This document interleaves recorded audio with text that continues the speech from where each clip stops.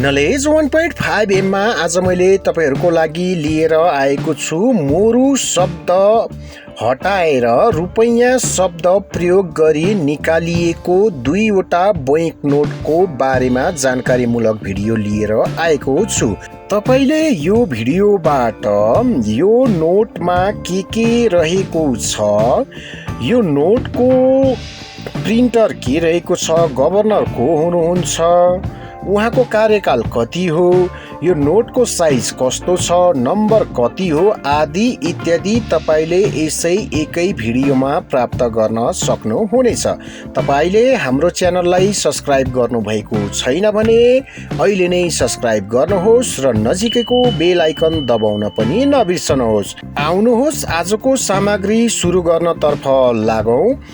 मैले सर्वप्रथम लिएर आएको छु यो सामग्रीमा 5 रुपियाँको नोटको बारेमा जानकारी लिएर आएको छु। महेन्द्र वीरविक्रम शाहदेवज्यूको समयमा निस्किएको 5 रुपियाँको नोटमा नदेखिने कुराहरू के रहेको छ भनेर म तपाईहरूलाई जानकारी दिनेछु।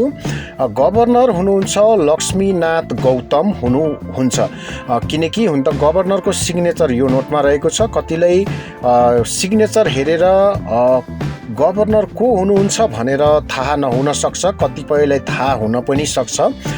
जे जस्तो भए पनि म तपाईहरूलाई भन्न गइरहेको छु। गभर्नर हुनुहुन्छ लक्ष्मीनाथ गौतम। फेब्रुअरी 8 देखि 1961 देखि जुन 17 1965। फेरि म एकचोटि तपाईहरूलाई भन्छु, फेब्रुअरी 8 1961 देखि जुन 17 1965 सम्म रहेको छ। यो नोटको सिग्नेचर रहेको छ #5। प्रिन्टर रहेको छ डे ला रिउ एन्ड को लिमिटेड UK रहेको छ भने यो नोटको इस्यु डेट रहेको छ 1962 अनवर्ड्स रहेको छ। त्यस्तै यो नोटमा चेन्ज गरिएको छ नेपाल गभर्मेन्ट, नेपाल सरकार लाई हटाएर भनौँ, नेपाल सरकारको शब्द हटाएर श्री 5 को सरकार राखिएको हामीले यो नोटमा देख्न सक्छौँ। त्यस्तै यो नोटको नेपाल राष्ट्र बैंक नम्बर रहेको छ 5S 2 थोप्लो 5 2 थोप्लो 1 रहेको छ भने यसको भनौँ यो नोट को साइज रहेको छ 68 × 142 mm रहेको छ। यो नोटको प्रिफिक्स रहेको छ AO 16 देखि AO 30 सम्म रहेको छ भने यो निस्किएको थियो भनौँ, यो नोट निस्किएको थियो 15 मिलियन को संख्यामा यो नोट निस्किएको थियो। त्यस्तै यो नोटको सेक्युरिटी फिचर रहेको छ serial nos and watermark of crown रहेको हामीले देख्न त सक्दैनौँ, तर यो नदेखिने सामग्री अन्तर्गतमा हामीले तपाईहरूलाई बताइरहेका छौँ। त्यस्तै यो नोटलाई मोरु शब्द हटाएर रुपैयाँ शब्दमा भनौँ रुपैयाँ शब्द राखिएको नेपालको 5 रुपियाँको नोट रहेको छ।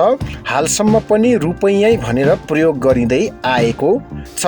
अब त्यस्तै यो नोटमा के देखिन्छ भनेर म तपाईहरूलाई सरसर्ती जानकारी दिनेछु। आउनुहोस् हेर्ने भाग अन्तर्गत यो नोटमा के देखिन्छ तपाईँ हामी मिलेर हेरौँ। हामीले यो रुपैयाँ 5 को नोटमा देख्न सक्छौँ। हामीले अगाडिको भागमा देख्न सक्छौँ, हामीले माझामा स्वयम्भूनाथको स्तूपा देख्न सक्छौँ भने हामीले ढाका टोपी लगाएर छातीसम्मको भागको चित्र अङ्कितको आकृति श्री 5 महेन्द्र वीरविक्रम शाहदेवज्यूको चित्रको आकृति यो 5 रुपियाँको नोटमा राखिएको छ भने हामीले तल देख्न सक्छौँ दायाँ बायाँ प्रिफिक्स नम्बर। त्यस्तै माझामा लेखिएको छ भनौँ, माझाको माथिपट्टि लेखिएको छ नेपाल राष्ट्र बैङ्क भनेर ठुलो अक्षरमा लेखिएको छ भने स्वयम्भूनाथ भन्दा तल रुपैयाँ 5 तुरुन्त पाइने छ भनेर लेखिएको छ।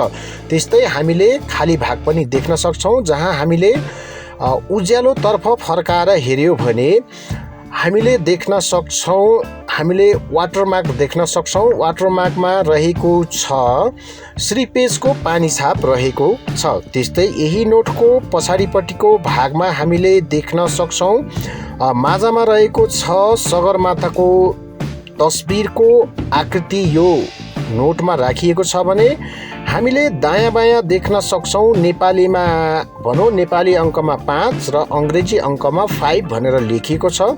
त्यस्तै नेपाली अक्षरमा रुपैयाँ 5 भनेर छुट्टा छुट्टै लेखिएको पनि हामीले प्रष्ट रूपमा देख्न सक्छौँ। साथै यहाँ भनौँ यो नोटको पछाडिको भागमा पनि हामीले खाली भाग पनि देख्न सक्छौँ, गोलो खाली भाग रहेको छ। त्यस्तै नेपाल राष्ट्र बैङ्कको लोगो पनि रहेको छ। पक्कै पनि तपाईँहरूले यो नोटको बारेमा थाहा पाइसक्नुभयो। यो नोट मोरुबाट रुपैयाँ शब्द प्रयोग गरी निकालिएको थियो। लक्ष्मीनाथ गौतमज्यू गभर्नर हुँदा बखतको यो नोट रहेको छ। अब हामी तपाईलाई यस्तै मोरुबाट रुपैयाँ लेखिएको लक्ष्मीनाथ गौतमद्वारा हस्ताक्षर गरिएको 10 रुपैयाँको नोटको बारेमा पनि जानकारी दिनेछु। यो नोटको गभर्नर हुनुहुन्छ लक्ष्मीनाथ गौतमज्यू हुनुहुन्छ। फेब्रुअरी 8 1961 देखि जुन 17 1965 रहेको छ। यो नोटको सिग्नेचर नम्बर रहेको छ #5। प्रिन्टर रहेको छ डे ला रिउ एन्ड को लिमिटेड .uk रहेको छ भने त्यस्तै यो नोटको इस्यु डेट रहेको छ 1962 अनवर्ड्स रहेको छ।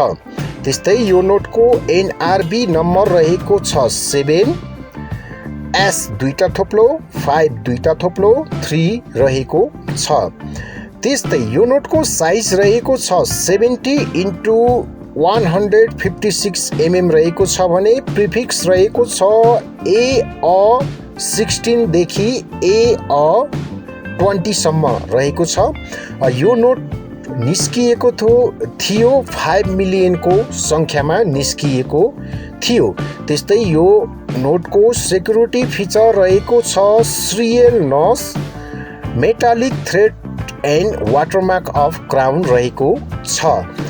त्यस्तै यो नोटमा अब के देखिन्छ भनेर पनि म तपाईहरूलाई जानकारी दिनेछु। यो नोट पनि मोरुबाट रुपैयाँ शब्द प्रयोग गरी 10 रुपैयाँ दरको नोट निकालिएको थियो श्री 5 महेन्द्र वीर विक्रम शाहदेवज्यूको समयमा। अब आउनुहोस् देखिने भाग अन्तर्गत यो नोटमा के देखिन्छ भनेर म तपाईहरूलाई जानकारी दिनेछु। हामीले यो नोटको अगाडिपट्टि भागमा देख्न सक्छौँ श्री 5 महेन्द्र वीर विक्रम शाहदेवज्यूले ढाका टोपी लगाएको छातीसम्मको भागको तस्बिरको आकृति यो नोटमा राखिएको छ।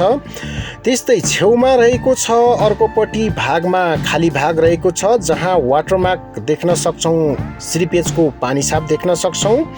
त्यस्तै हामीले प्रिफिक्स नम्बर पनि यो नोटमा देख्न सक्छौँ। माथिपट्टि श्री नेपाल राष्ट्र बैङ्क भनेर लेखिएको पनि हामीले देख्न सक्छौँ। त्यस्तै ठुलो अक्षरमा रुपैयाँ 10 भनेर लेखिएको पनि हामीले देख्न सक्छौँ। त्यस्तै यो नोटको पछाडिपट्टि भागमा रहेको छ एकापट्टि भागमा रहेको छ खाली भाग रहेको छ, जहाँ पानी छाप श्रीपेजको पानी छाप हामीले देख्न सक्छौँ। त्यस्तै नेपाली भाषामा लेखिएको छ रुपैयाँ 10 भनेर छुट्टा छुट्टै लेखिएको छ। त्यस्तै अङ्ग्रेजीमा ₹10 भनेर पनि लेखिएको देख्न सक्छौँ। त्यस्तै एकापट्टि छेउमा हामीले नेपालीमा भनौँ नेपाली अङ्कमा 10 लेखिएको छ भने अङ्ग्रेजी अङ्कमा 10 लेखिएको हामीले यो नोटमा देख्न सक्छौँ। त्यस्तै निशान छाप पनि हामीले यो नोटमा प्रष्ट रूपमा देख्न सक्छौँ। पक्कै पनि तपाईहरूले मोरुबाट रुपैयाँ 10 भनेर लेखिएको भनौँ। मोरुबाट रुपैयाँ शब्द प्रयोग गरी निकालिएको 10 रुपियाँको नोटको बारेमा पनि जानकारी पाइसक्नु भएको छ। पक्कै पनि तपाईँहरूलाई यो सामग्री कस्तो लाग्यो प्रतिक्रिया दिन नबिर्सनुहोला। तपाईँले यस भिडियो मार्फत तपाईँले विभिन्न जानकारी प्राप्त गर्न सक्नुहुनेछ। त्यो पनि पैसा सम्बन्धी जानकारीमूलक भिडियो यस च्यानलबाट आउँछ। तपाईँले हाम्रो च्यानललाई सब्सक्राइब गर्नुभएको छैन भने अहिले नै सब्सक्राइब गर्नुहोस् र नजिकैको बेल आइकन दबाउन पनि नबिर्सनुहोस्। अर्को भिडियो ल्याउने बाचा गर्दै म तपाईँहरूको सामु बिदा हुन चाहन्छु। हस्त धन्यवाद अनि बाई बाई।